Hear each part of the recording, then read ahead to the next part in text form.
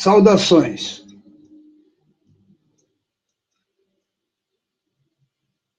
Nesse pequeno link, nós vamos falar sobre maçonaria.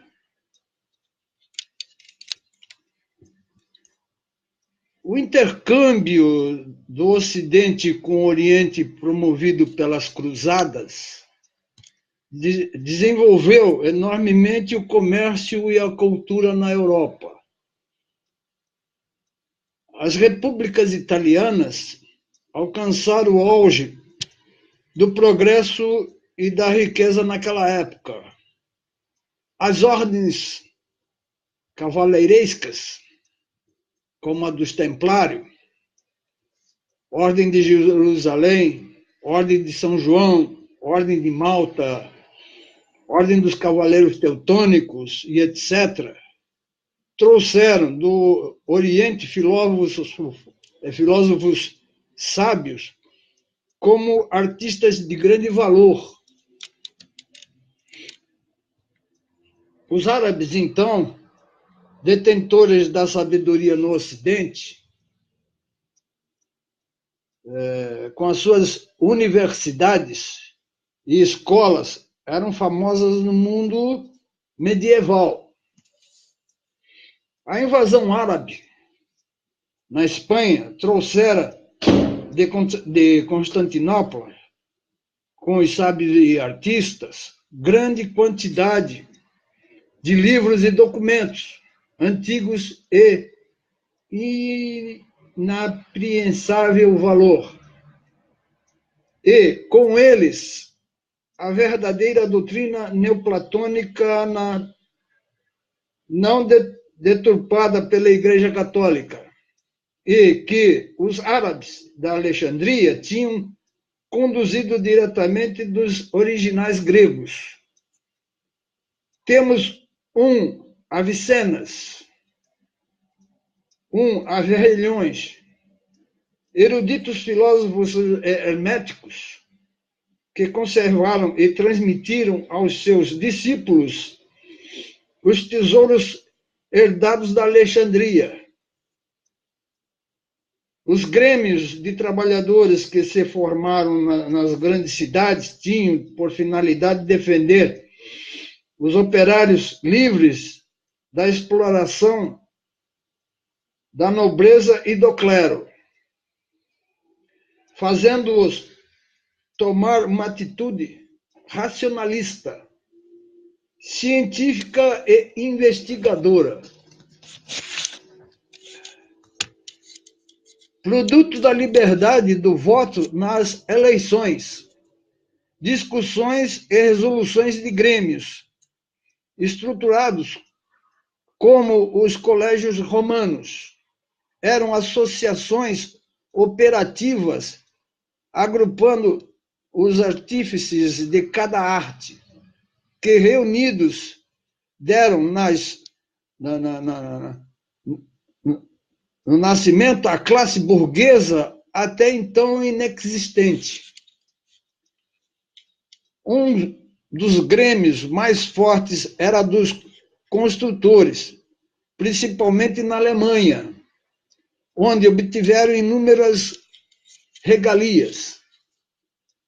Em Colônia, formaram uma confraria que se tornou célebre em toda a Europa, e de onde eram solicitados para construir igrejas e conventos em todos os países. Isso obrigou-os a instituírem comunidades para dar assistência aos trabalhadores que viajavam de um lugar para outro a serviço do grêmio. Instituíram também sinais de reconhecimentos e senhas entre seus membros, tendo cada confraria os seus próprios, se irmanando assim na defesa dos mesmos interesses. Com o desenvolvimento da indústria e do comércio, nasce a luta pelo livre pensamento e a investigação científica. As repúblicas florentinas e venezianas foram centros culturais que desabrocharam no período do Renascimento, brilhando nas artes e nas letras. Surgem as bibliotecas, pelo incremento da imprensa. Em Florença, Niccolo di Niccoli funda a primeira biblioteca pública com a ajuda dos grêmios de 7 artes.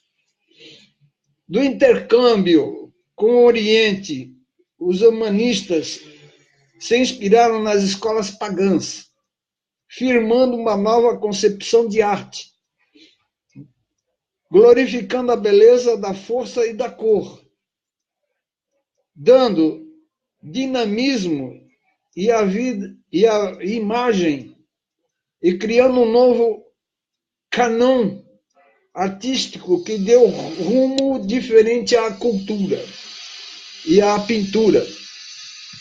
Aqui não fala de escultura. Bom, a igreja que esquecera a sua finalidade e origem se constituíra num poder econômico e social e queria dominar o mundo.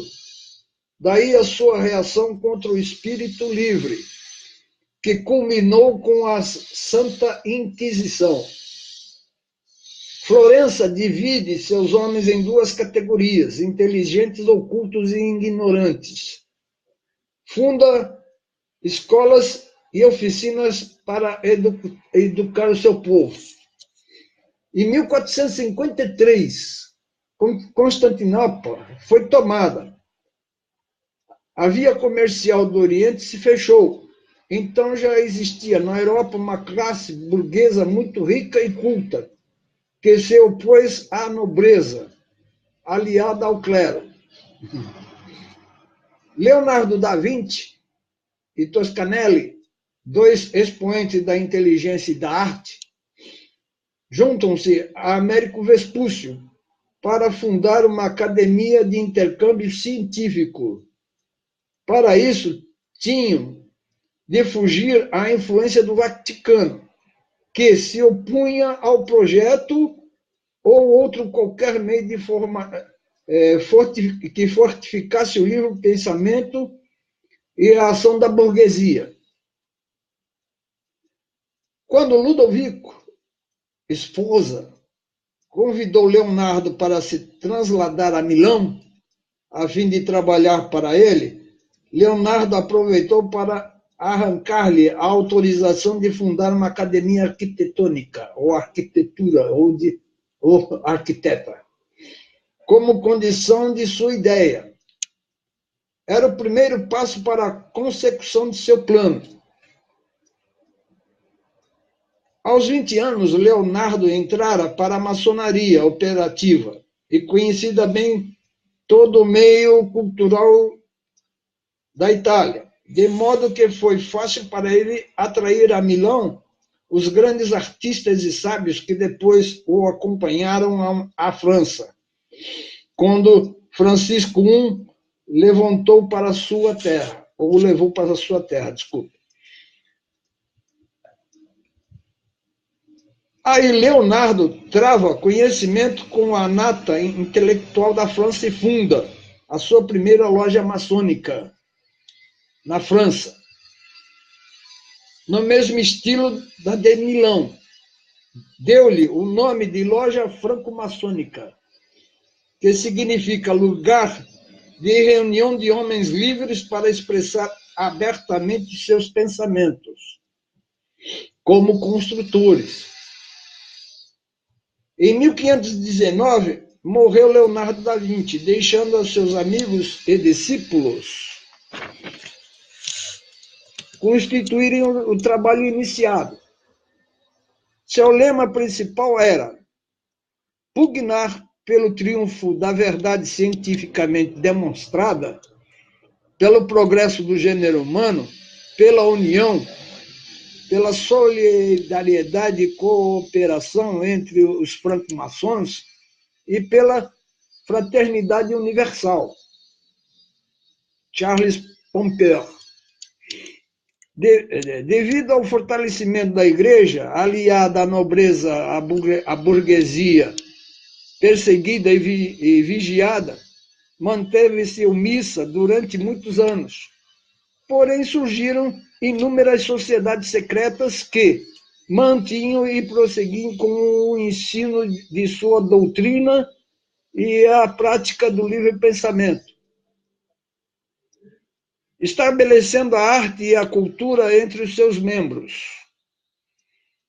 Foi quando se infiltrou nos meios operativos a ideologia secreta de sobreviver às perseguições.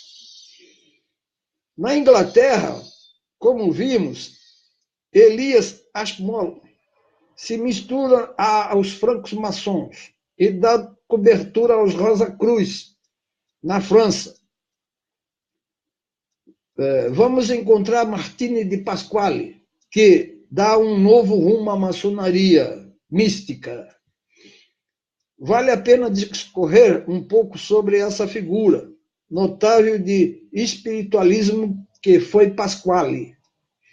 Gerard van Rysberg declarou que nos Anais da Ordem Maçônica Iluminista do Grande Oriente, tomo 1, fascículo 4, página 369 a 1804, se lê: não se pode negar que em 1767 Willem Morse conheceu Bacon, ou Bacon, lá como você queira chamar, de La Chevalier, que o apresentou a Pasquale, residente então em Bordeaux. Mas naquela ocasião de passagem por Paris, para organizar uma sociedade secreta afiliada à maçonaria, que a chamaria de Cavaleiros Eleitos, Correns, Universo. Pasquale, que era um judeu batizado, nascido em Grenoble, acabara de escrever um livro denominado Tratado de Reintegração dos Seres. Isto prova a origem dos eleitos Correns como sociedade secreta.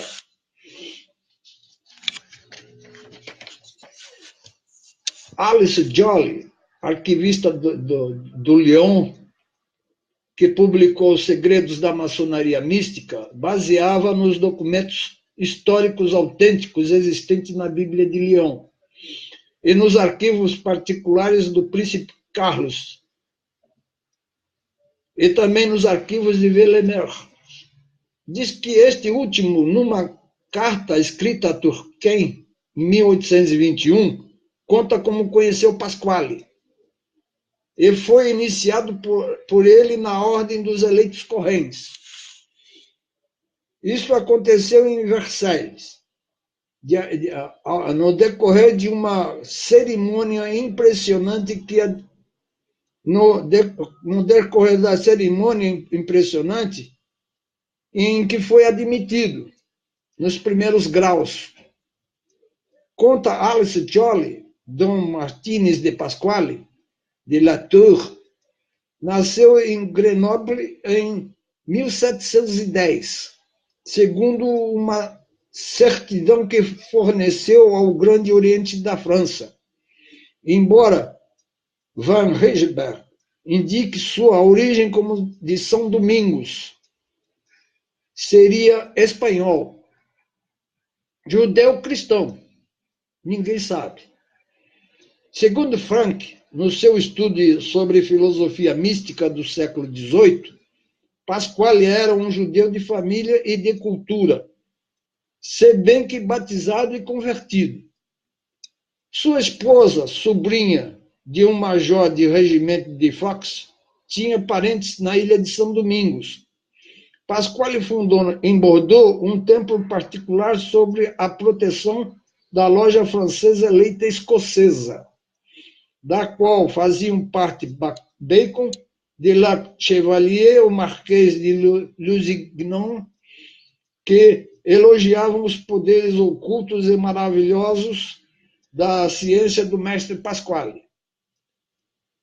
Era a sociedade o grande tribunal supremo dos cavaleiros eleitos Correns, os sacerdotes. A doutrina da nova sociedade era realização em Deus, ou pelo menos as provas de sua existência e dos espíritos. Pasquale se casou em 1767 com Margarida Golaz de Saint-Michel. Em 1768 nasceu-lhe um filho. Em 1771 nasceu um segundo filho. A doutrina de Pasquale compreendia uma aritmética e uma geometria místicas que permitiam aos correntes se guiar pelos cálculos no mundo das aparências. Uma cosmologia muito precisa desenhava o quadro do universo imaginário.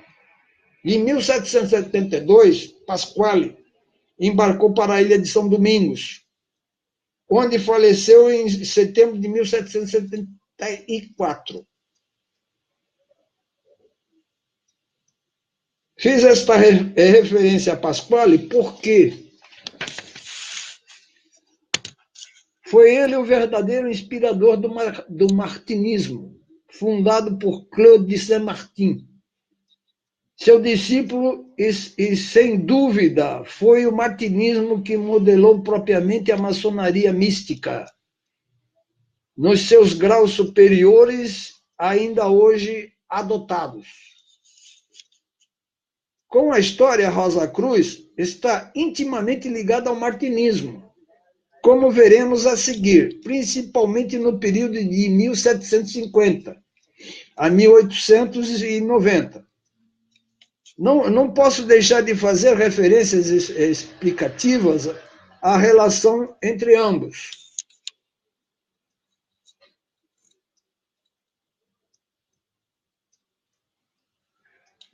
Aqui foi esboçado ainda os perfis de duas grandes figuras do espiritualismo francês, que tanto influíram no seu rumo, Claude de Saint-Martin e Villeneuve.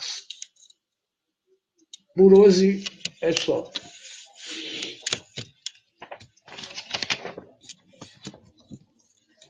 Um grande cão para todo mundo que está assistindo esse vídeo.